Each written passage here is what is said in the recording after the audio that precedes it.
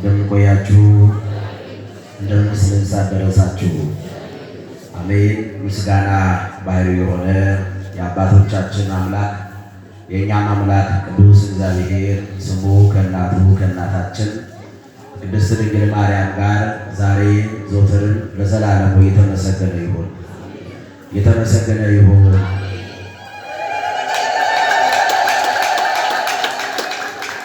እነሆ ክረምቱ አለፈ።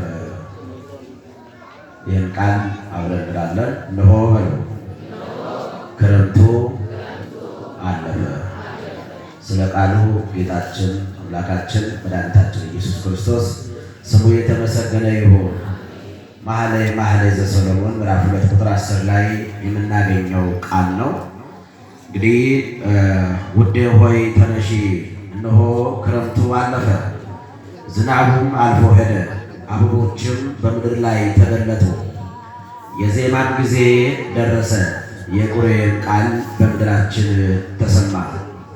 በለሱም ጎመራ፣ ወይኖችም አበቡ፣ መዓዛቸውንም ሰጡ። ወዳጄ ሆይ ተነሺ፣ ውበቴ ሆይ ነይ ይላል። እንግዲህ ከተወደዱ የፍቅር ቅኔዎች መካከል አንዱ መኃልየ ዘሰሎሞን ነው። ቅኔ በመንፈሳዊ ዓለም ውስጥ ቁጥር ነው። ቅኔን ለማወቅ መንፈሳዊ እውቀት ይፈልጋል ማለት ነው። እንግዲህ መዝሙሩ በአንድ ወዳጅና በአንዲት ተወዳጅ መካከል ያለውን ንግግር ላይ ወይም ቃለ ምልልስን የያዘ አንዲት ወዳጅ አለች። ያችን ደግሞ የሚወዳት ሰው አለ። ለዛች ሴት ደግሞ የሚያስተላልፈው መልእክት አለው። በቁልምጫ ቃል እየጠራት ውዴ ሆይ ተነሺ ይላል። ሴቲቱ እንደምንመለከታት በእንቅልፍ ውስጥ እንዳለች በድካም ውስጥ እንዳለች ያሳያል ማለት ነው። በውድቅት ውስጥ ላለችው ሴት ሲቀሰቅሳት በሚረብሽ ቃል፣ በሚዘገንን ቃል፣ በሚያስደነግጥ ቃል ሳይሆን በቁልምጫ በተረጋጋ ድምፅ እየጠራት ነው የምንሰማው። ስጠራትም ወዳጄ ሆይ እያለ በቁልምጫ ነው የሚጠራት። እቺ ሴት ተደጋጋሚ የምታንቀላፋ፣ ተደጋጋሚ የምትደክም፣ በተደጋጋሚ በውድቅት እንቅልፍ ውስጥ የምታድርና በዚህ እንቅልፍ ውስጥ በመሆኗ ደግሞ በዙሪያዋ ላይ ስለሚደረገው ነገር እውቀት የሌላት ናት። በዙሪያዋ ምን እየተደረገ እንዳለ፣ በዙሪያዋ ምን እየተፈጸመ እንዳለ የማወቅ ስልጣን ወይም መንፈሳዊ ጉጉት አልነበራትም። ለዚህ ነው ተነሺ ይላታል። በዙሪያሽ የተደረገ ያለውን ምሕረቱን፣ ደግነቱን፣ ልምላሜው፣ መዓዛውን ትመለከች ዘንድ ተነሺ ነው ብላት። ተኝታለች፣ አንቀላፍታለች፣ ደክማለች። በውድቅት ውስጥ ሆና ከእግዚአብሔር ምሕረት ከእግዚአብሔር ቸርነትና አልፎ በአካባቢዋ ላይ ስለሚደረገው መንፈሳዊ ሆነ ሥጋዊ ነገሮች፣ ድርጊቶች እንድታውቅ ጥሪ የተደረገላት ነው ያለው። ስለዚህ ተነሺ እያለ እየጠራት ነው ያለው። ይህቺ ተወዳጅ የሆነች የሁላችን ነፍስ ስትሆን ወዳጇም ደግሞ ክርስቶስ ኢየሱስ ነው። እርሱ ካልተናገረ ነፍስ አድራሻዋን ማወቅ አትችልም። ይህቺ ነፍስ ለራሷና በዙሪያዋ ላይ ስለሚደረገው ነገር እውቀት የላትም። ጥልቅ የሆነ እንቅልፍ ውስጥ ሆና፣ ጥልቅ የሆነ ውድቅት ውስጥ ሆና የእግዚአብሔር ምሕረት የእግዚአብሔር ቸርነት ከማየት ዘገይታለች ማለት ነው። ለዚህ ነው ውዴ ሆይ ተነሺ ያላት ክርስቶስ ኢየሱስ። እቺ የእኛ ነፍስ የሆነት በውስጣችን ያለችው ነባቢት ነፍስ እግዚአብሔር በአካባቢው በዙሪያችን ስለሚያደርገው ምሕረትና ይቅርታ ከማወቅ ይልቅ ወደ ቅዳሴው፣ ወደ ዝማሬው፣ ወደ አገልግሎቱ ከመገስገስ ይልቅ በውድቅት እንቅልፍ ውስጥ ወድቃ፣ በኃጢአት ውስጥ ወድቃ፣ በጨለማ ውስጥ ወድቃ ከእግዚአብሔር ምሕረት እጅግ የራቀችና እጅግ ሸሽታ ያለች የእኛን ነፍስ ነው የሚያሳየው። ጥሪ እየተደረገ ያለው ለእኛ ለክርስቲያን ወገኖች ለሆነው ለሁላችን ነው። ተነሱ እያለ ክርስቶስ ኢየሱስ በቁልምጫና በፍቅር ድምፅ ሲጠራ እንመለከታለን። እየጠራን ያለው ደግሞ ክርስቶስ ከክረምቱ ሊያስመልጠን፣ ከውርጩ ሊያስመልጠን፣ ከዝናቡ ሊያስመልጠን። እነሆ ክረምቱ አለፈ ነው። ክረምት የመከራ የስቃይ የመለያየት ጊዜ ነው። በክረምት ሰው እርስ በርሱ አይገናኝም። በክረምት ሰው ከቤት ውስጥ አይወጣም። በክረምት ሰው ዘርቶ መብላት አይችልም። በአጠቃላይ ክረምት የብርድና የስቃይ ክረምት እንደዚሁ የውርጭና የዋይታ ዘመን መሆኑን ነው የሚያሳየው።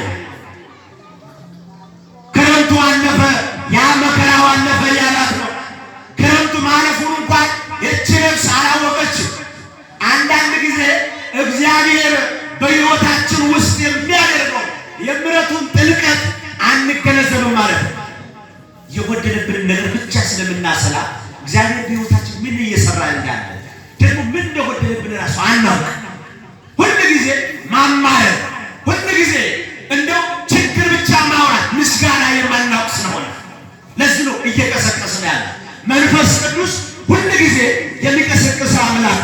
ለዚህ ነው ክረምቱ አለፈ ያለው ቅዱስ ጳውሎስ በዚህ በሮሜ መልእክቱ ምዕራፍ 13 ቁጥር 12 ላይ ኖ ሌሊቱ አልፏል፣ ቀኑም ቀርቧል። እንግዲህ የጨለማውን ሥራ አውጥተን የብርሃንን ጋሻ ጦር እንልበሳል። ጨለማው ሌሊቱ አለፈ። አሁን እየነገረን ያለው ሐዋርያው እኛ ደግሞ በጥልቅ እንቅልፍ ውስጥ በውድቅት ውስጥ ነው ያለነው። የእግዚአብሔርን ምሕረት አሻግረን ማየት አልቻልንም። የዛሬዋን ቀን የዛሬዋን ሰዓት እችን የምስጋና አይነት እግዚአብሔር ነው የሰጠን። ብዙ የማናልፋቸው የሚመስሉ ሌሊቶች፣ ብዙ የማይታለፉ የሚመስሉ ክረምቶች አልፈዋል። አላለፉም? አልፈዋል። እችን ቀን እየተመኙ ያልደረሱዋል። እግዚአብሔር በምሕረቱ እግዚአብሔር በቸርነቱ ያንን ክረምት አሳለፈ። ክብር ምስጋና ለእሱ ይሁን። ያንን ክረምት ያሳለፈን አምላክ የምንፈራውን ክረምት አልፈናል። እግዚአብሔር የተመሰገነ ይሁን። የሚያስፈሩ ነበሩ ያለፉ ቀናቶች፣ የሚያስደንቅ ሁላችንም የምንሞት ይመስለን ነበር።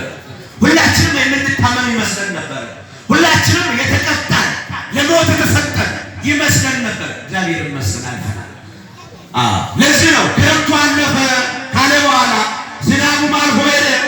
አበቦችም በምድር ላይ ተገለጡዋል። ዝናቡ አልፏል። ያ ጎርፉ፣ ያ በየቦታው ዝናብ የምታይበት፣ ውሃ የምታይበት፣ ቅዝቃዜ የምታይበት የሚያስፈራው ያ ወቅት አልፏል ሰሎሞን። አሁን ተነሽ፣ የዜማ ጊዜ፣ የምስጋና ጊዜ፣ የውዳሴ ጊዜ ደርሷል። የምታማርበት የምታለቅሽበት ዘመኑ አልፏል። የምስጋና ዘመን ነው። የውዳሴ ዘመን ነው። የለቅሶ ዘመን አይደለም።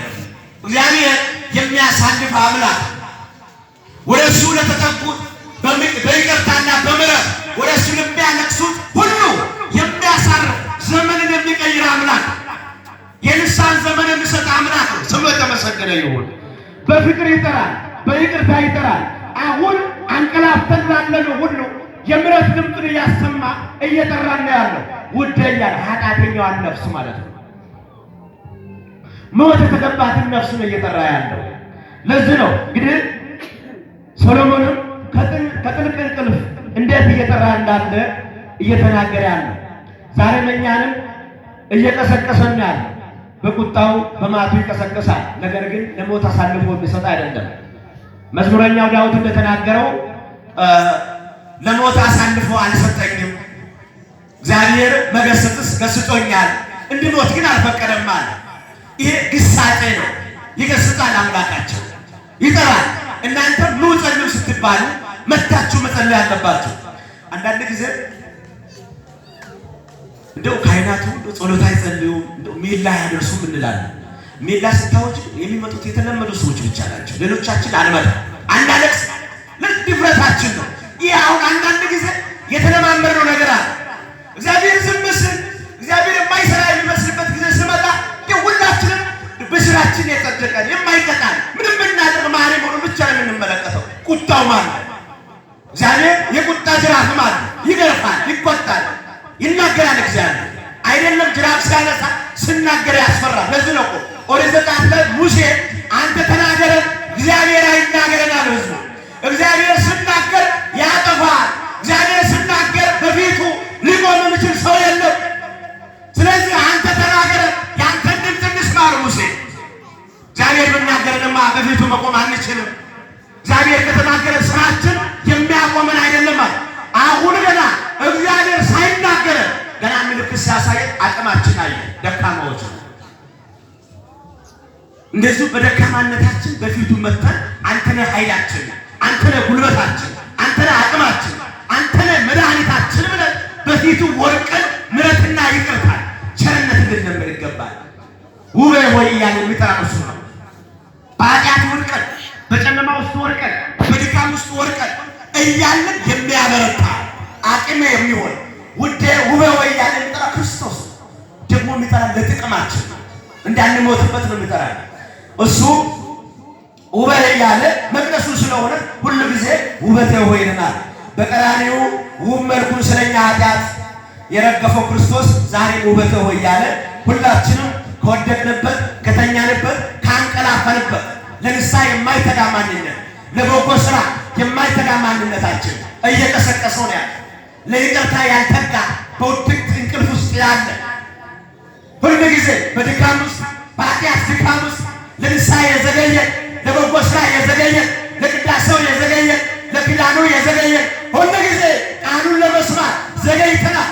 ከዚህ ውድቀት ውስጥ ደግሞ ክርስቶስ ዛሬ እየጠራን ነው። ውቤ ሆይ ተነሽ እያለ የዜማ ጊዜ ደረሰ እያለ ለቅሶን ትታችሁ ተነሱ አመስግኑኝ፣ ያላችሁ እንዲባረክላችሁ፣ የጎደለው እንዲሞላላችሁ ተነሱ። ሰዎች ያጎደለባችሁ ሳይሆን ከኔ ያለውን በረከት ተመልከቱ ነው። በሰዎች እጅ ያለውን አትመልከቱ። በእኔ እጅ የማያልቀውን በረከት፣ የማያልቀውን ሰላም፣ የማያልቀውን ጤና ተረከቡ። ሐኪሞች ቢያክሙ ተመልሰን እንታመማለን። ፍጹም መድኃኒት መስጠት አይችሉም ሐኪሞች። ተመልሰን እንታመማለን፣ እንታከማለን። ፍጹም መድኃኒት የሆነ ፍጹም ሰላም የሆነ ፍጹም እርካታ የሆነ በረከት የሆነ እግዚአብሔር ብቻ ነይ ወደ እኔ እያለ የሚጠራን ፍጹም ምሕረት እንዲሰጠን ነው። ክብር ምስጋና ለእሱ ይሁን።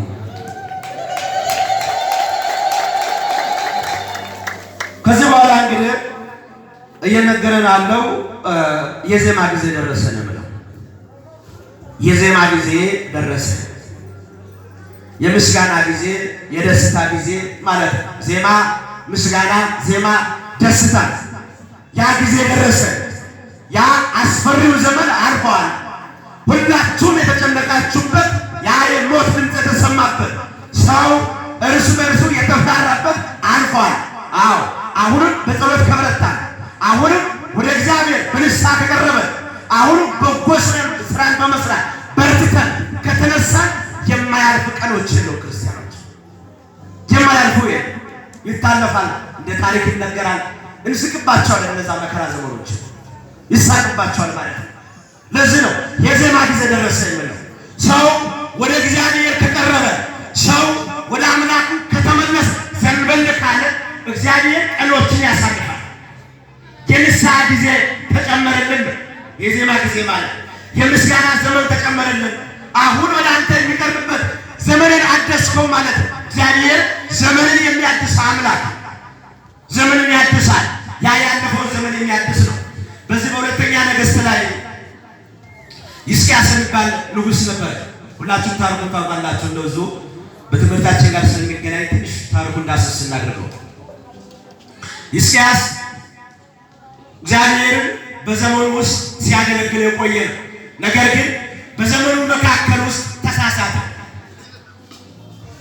በዘመኑ መካከል ወደቀ። ሰው እግዚአብሔርን ሲያገለግል እስከ ፍጻሜው ድረስ ይባላል አባቶቻችን። ፍጻሜያችን ያማረ እንዲሆን ነው ሁሉ ጊዜ ጸሎት ማለት ነው።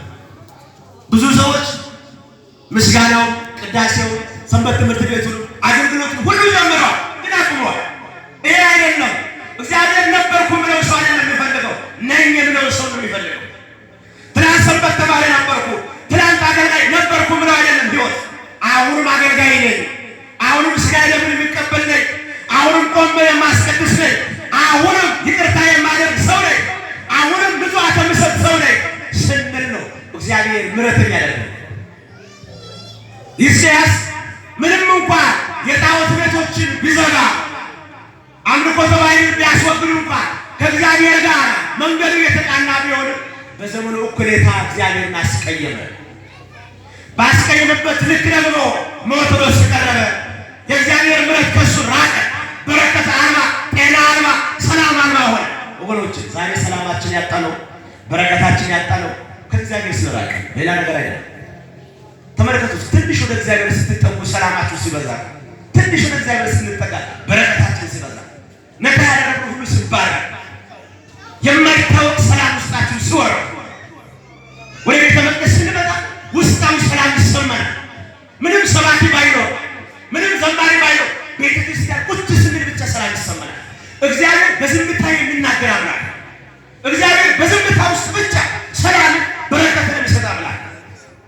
ወደሱ ልንቀርብ ይገባል። ኢሳይያስ ኋላ ላይ ኢሳይያስ ወደሱ ተልኮ ወደሱ መጣና አንተ ከተኛህበት አልጋ ላይ አትነሳም አለ። ትሞታለህ፣ ቤትን አስተካክላል። እውነትም ቤትን አስተካክል ሲባል ኢሳይያስ ጊዜ አልወሰደበትም። ቤትን ማስተካከል ማለት ንስሐ መግባት ማለት ነው። ኢሳይያስ ተናግሮ እንደወጣ ሕዝቅኤል ደግሞ በእግዚአብሔር ፊት ላይ ወደቀና የሚያነባ ሰው ሆነ። ቤቱን የሚያስተካክል ሆነ። ወዲያውኑ እግዚአብሔር ንስሐውን ተቀበለለት። የሁላችን ንስሐ እግዚአብሔር ይቀበለለት። ንስሐውን ተቀበለለት። እንዲህ ይላሉ ኢሳይያስ ገና የከተማው አደባባይ ላይ ሳይደርስ የእግዚአብሔር ቃል መጣለትና ተመለሳ ለሞት መልእክት ወይ የሞት አዋጅ እንደተናገርኩ ሁሉ ተመለስና አሁን ደግሞ የደስታን አዋጅ ተናገረው። አትሞትም፣ በሕይወት ትኖራለህ። በዘመንም ላይ የንስሐ ዘመን፣ የይቅርታ ዘመን፣ የለቅሶ ዘመን ጨምሬልሃለሁ። 15 ዓመት ሙሉ አዲስ ዘመን ሰጥቻለሁ አለ እግዚአብሔር። ለሁላችንም አዲስ ዘመን ይስጥልን። በእውነቱ አዲስ ዘመን ሰጥቻለሁ አለ እግዚአብሔር። የአዲስ ዘመን የምስጋና ዘመን፣ ኃጢአት የምንሰራበት አይደለም እንደነው ዘመን። የአዲስ ዘመን የምስጋና፣ የይቅርታ፣ የንስሐ ሥጋ ደሙን የምንቀበልበት፣ የተራበን እናበላበት፣ የተጠማን እናጠጣበት፣ የታመመን እንጠይቅበት፣ የታረዘን እናለብስበት ያንን ዘመን እግዚአብሔር ዛሬ ሰጥቶናል። ዘመን ቁጥርን ብቻ አይደለም፣ ሰዓቶቹ ሁሉ ዘመን ናቸው። ደቂቃዎች ሁሉ ዘመን ናቸው። ክርስቲያኖች እግዚአብሔር በሕይወታችን ያደረገውን ነገር ሁሉ ተመልከቱ። ለምናችሁ ካልበላችሁ፣ በራሳችሁ ከተረማመዳችሁ፣ የዓመት ልብስ የዕለት ጉርስ ካላጣችሁ አመስግኑ እግዚአብሔር። ከዚህ ውጭ ምን ስጦታ አለ? ጤና ከሰጣችሁ እግዚአብሔር ይሄ ዘመን ነው። እግዚአብሔር ይህን ዘመን ሲሰጠን ልናመሰግነው ይገባል። ለዚህ ነው ክረምቱ አለፈ። አሁን ያ የብስጭት ዘመን፣ ያ ሁሉ ጊዜ ሮሮ የምናወራበት ዘመን ይህ ነፍስ ተውት። እሱ ቀን በቀን የነበረበት ያ ዘመን ተውት። አሁን ተመልሰን ምስጋና ብቻ የምናቀርብበት፣ ለበደሉን ሰዎች ይቅርታ የምናደርግበት ዘመን ይሆንልን በእውነቱ። ለዚህ ነው ሐዋርያው ቅዱስ ጳውሎስ በዚህ በኤፌሶን ሰዎች ምዕራፍ 5 ቁጥር 8 ላይ ቀድሞ ጨለማ ነበራችሁና አሁን ግን በጌታ ብርሃን ናችኋል። ቀድሞ ጨለማ በጨለማ ውስጥ ነበራችሁ አይደለም ብሎ ጨለማ ነበራችሁ ነው ብሎ ጨለማ ነበራችሁ ማለት ክፉዎች ነበራችሁ ማለት ነው። ምግባራችሁ የማያምር ነበራችሁ።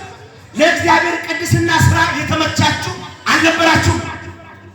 የማትመቹ ነበራችሁ። ጨለማ ነበራችሁ ማለት በኃጢአት ውስጥ ነበራችሁ። ራሳችሁ ኃጢአት ነበራችሁ። ኩነኔ ውስጥ ነበራችሁ። በደልን የምትሰሩ ነበራችሁ። አሁን ግን በጌታ ብርሃን ናችሁ። ወደ እግዚአብሔር በመቅረባችሁ